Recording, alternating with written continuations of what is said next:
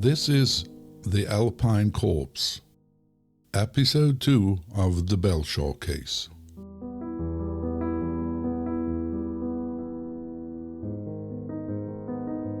The Col des Mosses is a historic mountain pass in western Switzerland, traversed since ancient times.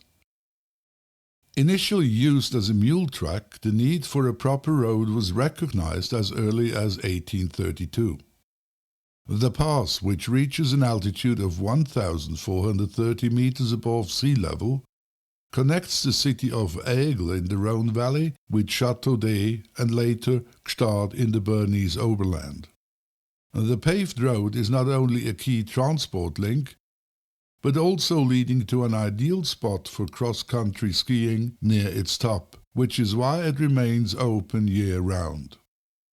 Approaching from Aigle, the road ascends through a mostly deserted landscape dotted with only a few farmhouses before reaching the village of Le Sepi after about 15 minutes. Just before the village, the road crosses the Pont de l'Arroin, a bridge with a lay-by situated just beyond it on the right-hand side.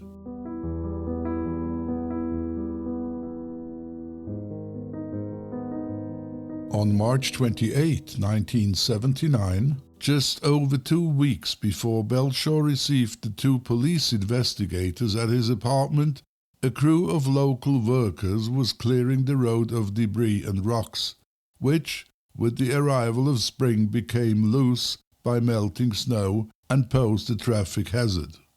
As they reached the lay-by and began cleaning the area of litter, one of the workers noticed something unusual at the base of a tree, just about 7 meters down the steep ravine.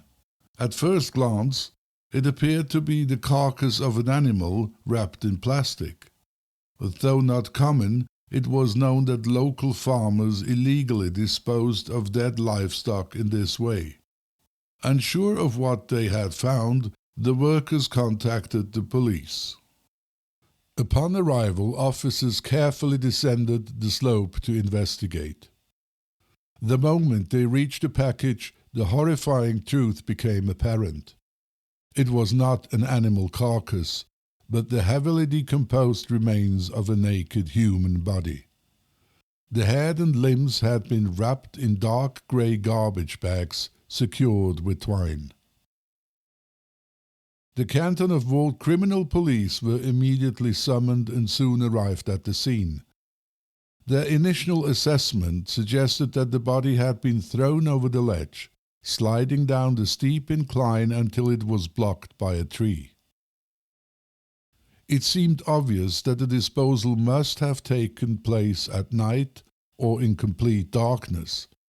Otherwise, the perpetrator would have noticed the for him unfortunate circumstances and made certain that the corpse disappeared entirely into the gorge and out of sight.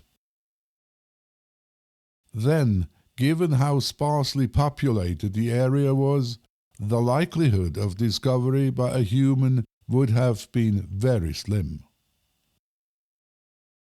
The body was in an advanced state of decomposition, stripped of all clothing and jewelry.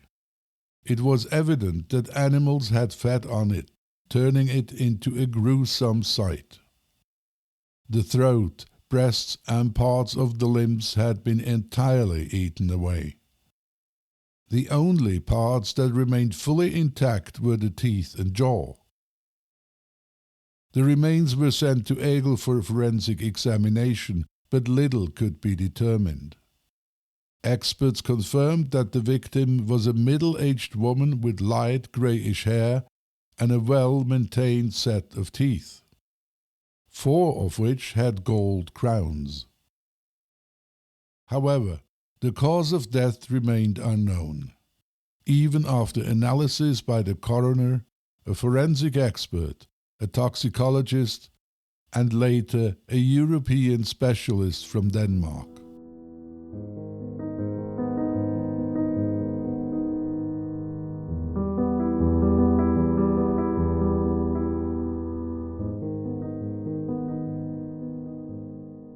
As a first step, the police reviewed all local reports of missing persons before expanding their search, first to a cantonal level, then nationwide. They examined and cross-checked over 200 cases, some dating back several years, but to no avail.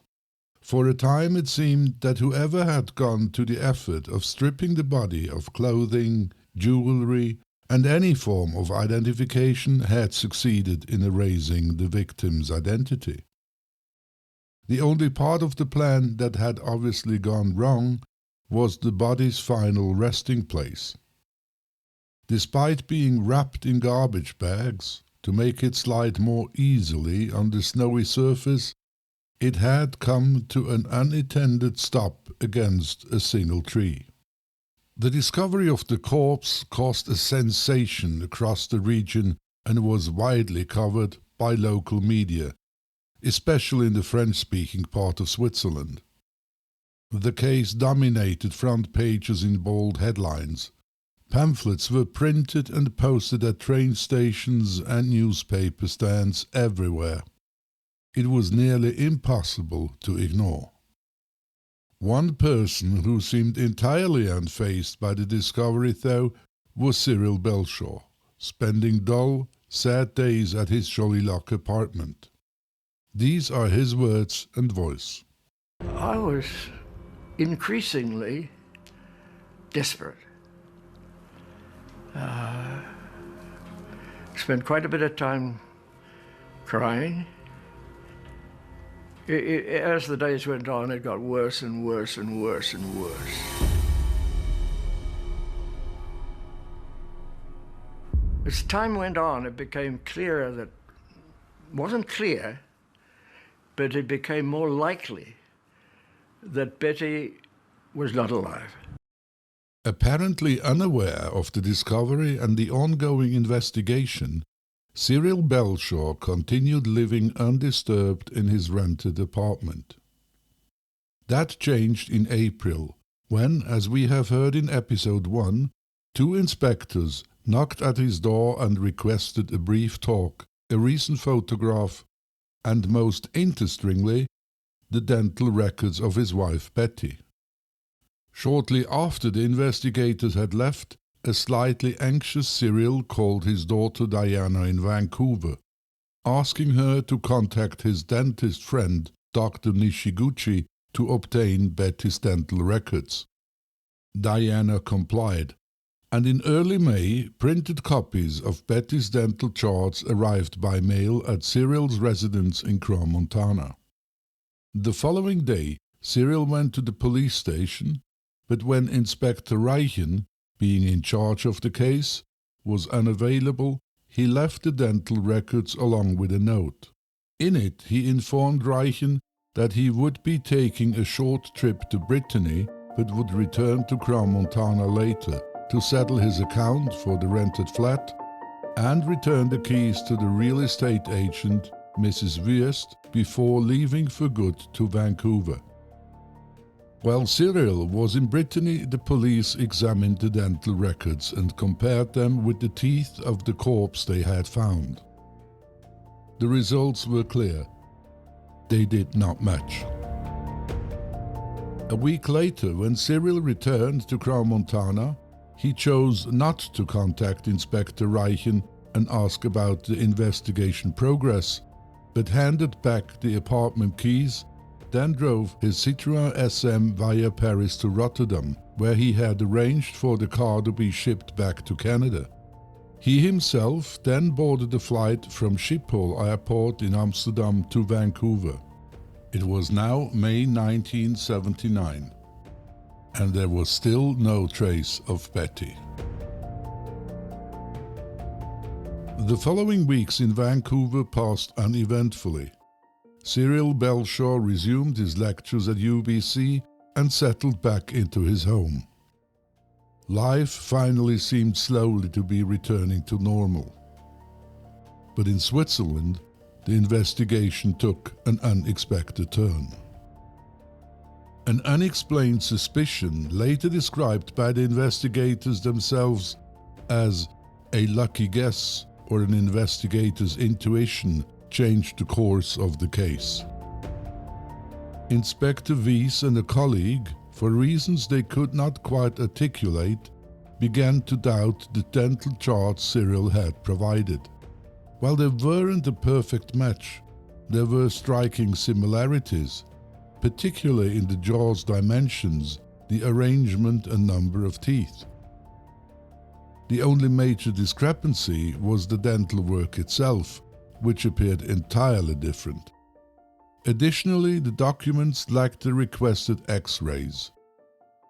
Something felt off, though they couldn't quite explain what. On July 20th, the Swiss police sent a telex via Interpol to Canada, requesting new and more detailed dental records from his dentist. The request arrived on July 22nd at the University Detachment of the Royal Canadian Mounted Police, RCMP for short, a small branch just outside of UBC campus. The following day, Constable Smith, who handled the request, rang Cyril Belshaw, asking for the name of his wife's dentist and informing him that the Swiss police required a new set of dental records, including an X-ray. Cyril gave Constable Smith the name, then hung up the phone. He took a deep breath, paused for a moment and walked to his study. Sitting at his desk, he immediately contacted his lawyer and informed him of the situation, admitting that he had supplied the Swiss authorities with a slightly altered copy earlier. Following his lawyer's advice, he then wrote the following statement, which he personally delivered to the RCMP the next day. I, Cyril Belshaw, wish to make the following statement in order to correct information which I supplied to the Swiss police authorities. The Swiss police authorities requested me to obtain my wife's dental records in connection with the search resulting from her disappearance in January. These did not reach me until later than anticipated, and in fact a few days before I had to leave in May for London and Paris, and ultimately Vancouver. When they arrived, I felt I couldn't face the psychological trauma of possibly identifying my wife without the presence of family and friends, to the delays in returning to my home and family after many months of hope that my wife might be found alive. On impulse, I altered the charts during the copying process before distributing them. While this has probably not had material consequences for the investigation, it is clear that it might have done so, and it is important for me to express my regrets for a foolish action and to clarify the matter for the authorities. I understand that the correct dental chart is now being forwarded by the RCMP. In other words, while still in Crans-Montana, Cyril had deliberately altered the dental charts before submitting them to the Swiss police. Using white correction fluid, he carefully painted over the black marks indicating gold fillings and added new ones with black ink. He then took the chart to a local copy shop, made copies, and left them at Inspector Reichen's office along with his note of absence. He explained his misleading action by saying that living alone and feeling abandoned without the support of family or friends, he simply could not or did not want to accept the possibility that Betty was truly dead. Here is Cyril's recollection, his words and voice. It was a highly charged emotional thing. At the minute, almost without control. And, well, there it was done. I felt, totally irrationally, but there it is, I felt that I didn't want to see her dead. I just didn't want that. Be that as it may, Cyril was smart enough to inform the police about his falsifications before they inevitably discovered the discrepancies themselves. However, this did not change the fact that his actions had a detrimental effect on how he was perceived in connection with Betty's disappearance. On the contrary, it would haunt him for years to come.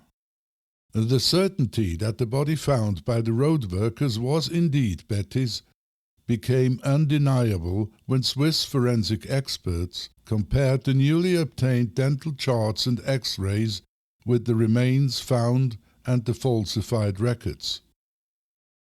As a result, all other possible explanations, accident, natural death, suicide or anything else, were instantly dismissed in favor of the most obvious of conclusions, foul play. And not surprisingly, Cyril became suspect number one.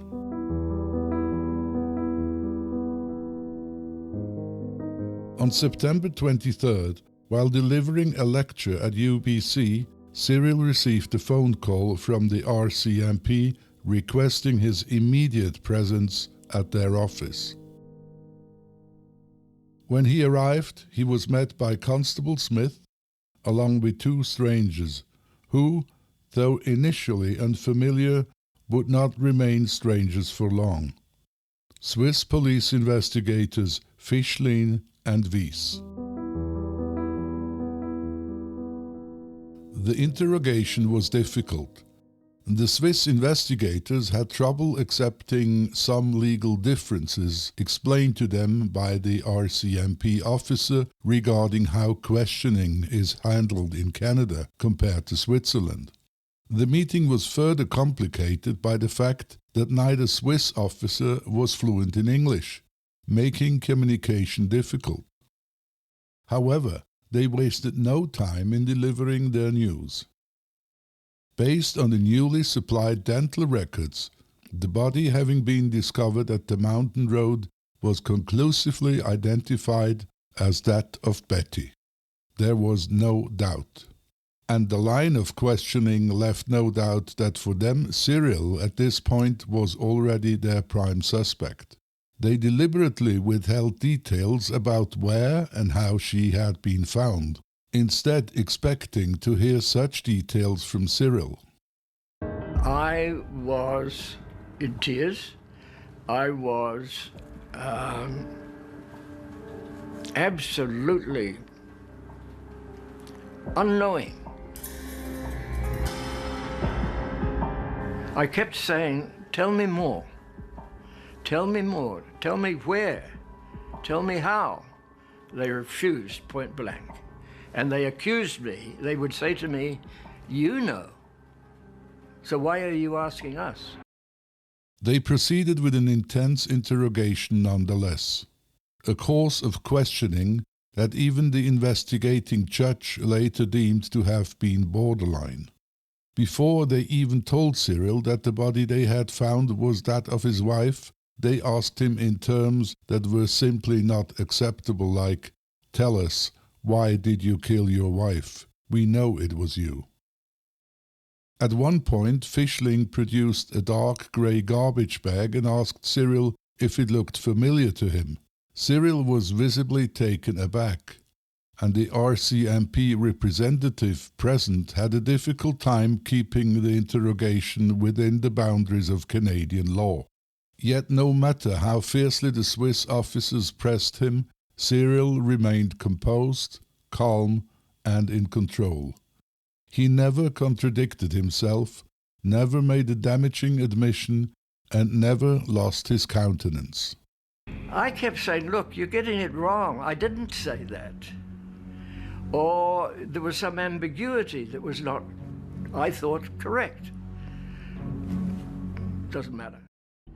I think they decided that right at the beginning that the husband is guilty until proven not guilty. That's the first line of inquiry. And once they got onto that, that was it, as far as they were concerned. They didn't go anywhere else. At one point, Constable Smith asked Cyril if there was another woman in his life. Belshaw denied it, stating that he was a happily married man. What Cyril did not know at the time was that the entire interview was being recorded, something that was common practice and fully legal under Canadian law, as long as the person interviewed was informed about it. The tapes and transcripts were later sent to Switzerland. After nearly 2 hours of questioning, Cyril agreed to the investigators' request to have a look at some of Betty's jewelry at his home. Together they drove to his house. When they arrived, at least half a dozen policemen were already waiting. Within minutes, the original request to simply view Betty's jewelry escalated into a full-scale search of his property. Distressed by the sudden turn of events, Cyril decided to call his daughter Diana, then his lawyer Harry McLaughlin. He advised him to remain silent and to channel all further communication with either the Swiss police or the RCMP exclusively through him. Furthermore, he instructed Cyril to demand that the police leave the house immediately, as they for sure did not have a search warrant. Hanging up the phone, Cyril turned around and shouted, "Everybody out!" The police did not argue. They left as swiftly as they had entered. Cyril shut the door, sat down in his armchair, and broke down in tears. For the first time he had the time and space to fully process the bitter truth. Betty was dead. The following day, Inspectors Weiss and Fischlin requested another interview with Cyril, but by then he had already counselled with Harry McLaughlin again. McLaughlin informed them that any further questions would need to be submitted in writing. Reluctantly, the Swiss investigators complied, but when their list of questions turned out to be almost identical to those from the previous day, McLaughlin dismissed the request for another interview as pointless. Frustrated, Weiss and Fischlin abandoned their attempts to questioning Cyril any further. It became clear that they could expect no more cooperation from him. Instead of sightseeing, Weiss and Fischlin spent their remaining time in Vancouver pursuing alternative leads. They visited the body shop where Cyril's Citroën SM was being restored. Though the outcome of that visit remains uncertain, it must have been insignificant. More importantly, they began interviewing as many people as possible: students, neighbors, professors, doctors, and friends. Just about anyone with a connection to the Belshaws. As a result, a clear picture of Betty and Cyril's professional and private lives emerged. Regarding Betty, the consensus was that she was a narrow-minded, stubborn, and devoted wife. However, in the weeks leading up to their departure for Europe, she had appeared completely overworked and on the verge of a nervous breakdown. There were suggestions that she may have been taking tranquilizer or sleeping pills, though this was never confirmed. Many believed that taking a sabbatical had been a wise decision. The assessment of Cyril, however, was quite different. Weiss and Fischlin had already gathered evidence in Switzerland indicating that Cyril had a way with women, something reinforced by their interviews in Vancouver. Their most surprising discovery in that regard came from Crans-Montana, where multiple sources confirmed that Cyril had frequently been seen with a young blonde woman. Mrs. Wüst, the real estate agent, was but one of the people who had noticed her. Sammy Friedman, a friend of Cyril's who had tea with Cyril and his daughter, another. Both described the woman as likely being Canadian or American, certainly not European. To Weiss and Fischlin, this revelation cast a doubt on the idea that the Belshaws had been a perfect couple. Subsequently, when in Vancouver, they focused on their inquiries on identifying this mysterious woman. They were determined to find her. And indeed they did. And what is worse, they did so in the most devastating effect for Cyril Belshaw.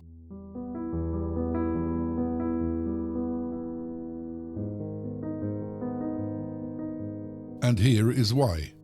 Shortly before leaving Vancouver, Wies and Fischlin received a report from the RCMP about an incident that had taken place 6 months after Betty's disappearance, once Cyril had returned to Vancouver. According to that report of July 19, 1979, Constable Fleet was conducting a routine patrol on the UBC campus when he noticed a suspicious-looking red sports car parked in the secluded cul-de-sac. When he approached, he saw a man climbing off a woman. The man's clothes were disarranged, the woman's skirt undone and her underwear visible. When Constable Fleet asked for identification, the woman, who was in the driver's seat, and the owner of the car was unable to present her driver's license nor an ID. But after the male passenger did, Fleet was assured that everything was fine. Before leaving, he sarcastically remarked, "Why don't you do this somewhere else?" Nevertheless, he noted the incident in his police log. The man in the red sports car was, of course, Professor Cyril Belshaw. The woman a certain Mrs. Harris, one of his students. An attractive blonde in her early 40s, she lived close to the Belshaw residence with her husband and 2 children. She had met Cyril 25 years ago when he was a young professor and she a student at the nursery. They had both worked on the Canadian University Service Overseas program and had quickly become friends. Mrs. Harris later married and moved away, but after returning to Vancouver to continue her studies at UBC, she reconnected with Cyril and often counseled him regarding her academic career. The RCMP provided Mrs. Harris' address to the Swiss investigators, but before questioning her, Fischlin and Wies wanted to make perfectly sure that she was indeed the woman seen with Cyril in Crans-Montana prior to Betty's presence. Back in Switzerland, the investigators were soon to confirm this. However, it wasn't Fischlin and Wies, but 2 RCMP officers that set out to question Mrs. Harris. The reason probably being that at the time they did not wish to immediately give away all their knowledge, but in a first move concentrate on the report regarding the incident in the car. They had already started questioning Mrs. Harris when surprisingly her husband arrived. Not wanting to put her in an awkward position, the officers politely and swiftly ended the interview after Mrs. Harris promised to call them the next day. But that call never came. When the RCMP followed up, Mrs. Harris informed them that her lawyer had advised her not to speak to them. Wies and Fischlin were not surprised. Cyril, being confronted with Constable Fleet's report, never denied anything. He later even admitted it having been a mistake. Yet he assured the police that their meeting, however dubious the location and circumstances, had been of a strictly professional nature. It was a total error. She had asked me to meet with her to talk about an exam she just finished. We were parked right beside a nuclear facility. That nuclear facility had bright arc lights. And hanky-panky would have been pretty difficult. Asked if Betty knew about this affair with his student, Cyril explained, It had happened once before. We had tears. We spoke harshly. And we came together.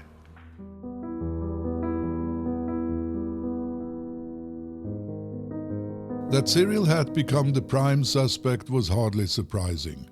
Too many things hinted in his direction. The body having been found just 100 kilometers from Crans-Montana, not too far from the main route to Paris. The falsification of the dental records. Him obviously having had an affair. It did not look good, but still it was not enough to charge him. There was no motive and no murder weapon.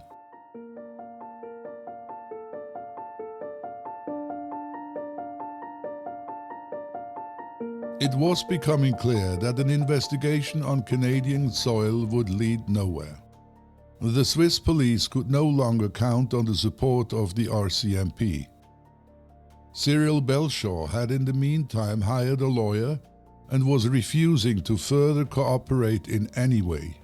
This naturally heightened suspicions. After all, if Cyril were innocent, wouldn't he do everything possible to assist in solving the crime? The Swiss authorities concluded that their only option was to seek his extradition. But firstly, they had to gather more evidence.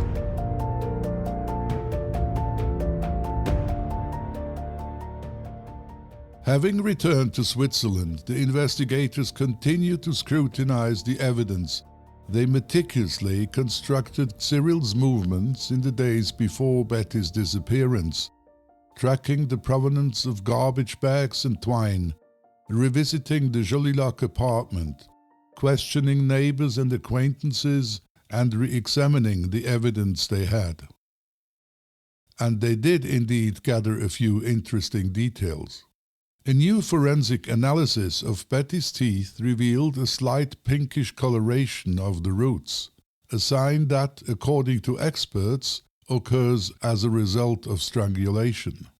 And strangely, when investigators traced the couple's supposed route from Crans-Montana to Paris, not a single witness remembered having seen Betty, neither in the motel near Beaune, nor the Novotel Bagnolet in Paris, or the Bibliothèque Nationale.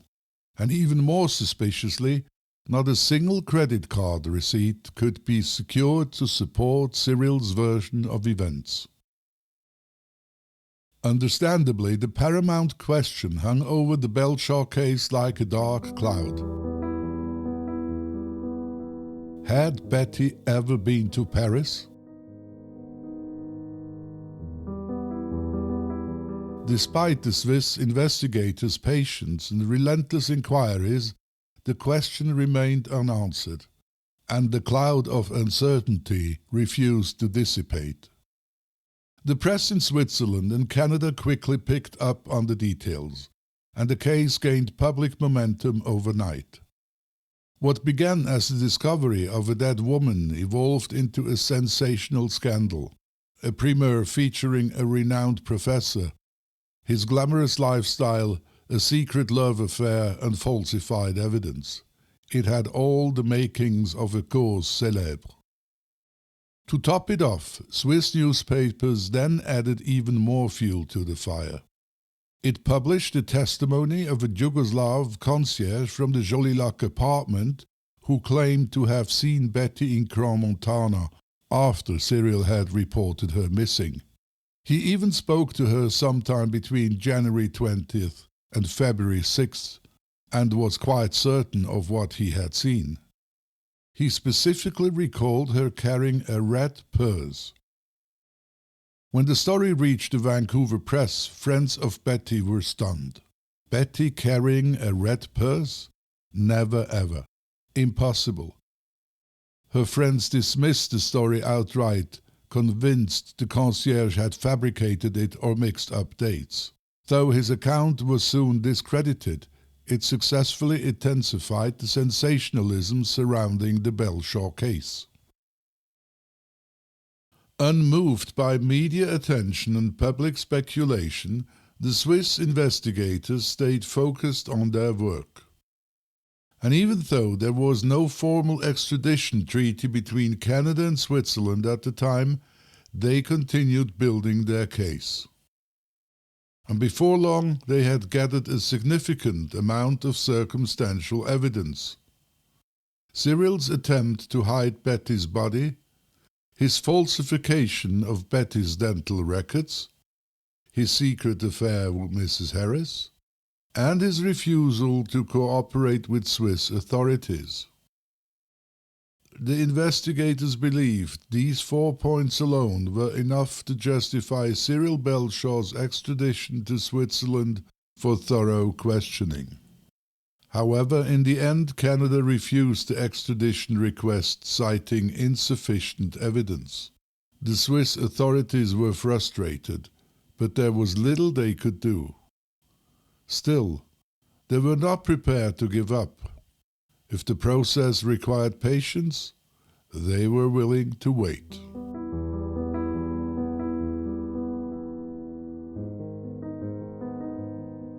Meanwhile, in Vancouver, a memorial ceremony was held at UBC in honor of Betty Belshaw on October 3rd. Cyril, Adrian, Diana, and over 200 others attended as students from the English Literature Department recited poems by Milton and Hood. However, the mood was strange. Most notably, it was Cyril's demeanor that left many uncomfortable. Despite shedding some tears, his apparent indifference during the ceremony became a topic of discussion among those who attended once the service ended. But life had to continue. An important UNESCO conference in Paris that required Cyril's presence was approaching. While Cyril was determined to attend, he was also aware that the Swiss authorities were eager to question him. He suspected that there might be some kind of agreement between the Swiss and the French, but at the same time he was reluctant to let them dictate his movements and disrupt his professional commitments. It was a tough decision, but in the end he decided to proceed with his trip to Paris. And his suspicions proved correct. On November 7th, Roland Châtelain, the Swiss investigating judge, issued an arrest warrant. Just 4 days later, on November 11th, when Cyril's Air Canada flight AC 870 arrived at Paris-Roissy, an immigration officer led him to a separate room. Within the hour the police appeared and he was arrested. When he inquired about the reason, he was told that an Interpol warrant had been executed on behalf of Switzerland. A copy was presented. Its recent date and the swift and questioning arrest made Cyril suspect that someone had tipped them off about his arrival. He later found out he was right. None other than Sammy Friedman from the International Social Science Council, whom he had briefly over for tea in Crans-Montana, had alerted the authorities. The next day, Cyril was moved to the infamous Fleury-Mérogis prison to await his extradition hearing. Both the Canadian consul and Cyril's lawyer in Vancouver, Harry McLaughlin, were informed, who instantly put his contacts to work. Luckily for Belshaw, Jean-Félix Bachou, a highly respected Swiss lawyer who managed Graham Greene's and Charlie Chaplin's legal affairs, was in Paris on business at the time. After being briefed by McLaughlin, Bachou visited Belshaw in prison the following day, and within half an hour he was convinced of Cyril's innocence. He agreed to take the case and convince Roland Badinter, one of France's most brilliant lawyers at the time, to challenge the arrest and pending extradition to Switzerland of his client. When the Swiss authorities learned that none other than the renowned Roland Badinter had taken on Cyril Belshaw's case, their initial excitement over his arrest quickly faded. The impact was so overwhelming that they even began to fear his extradition might never happen.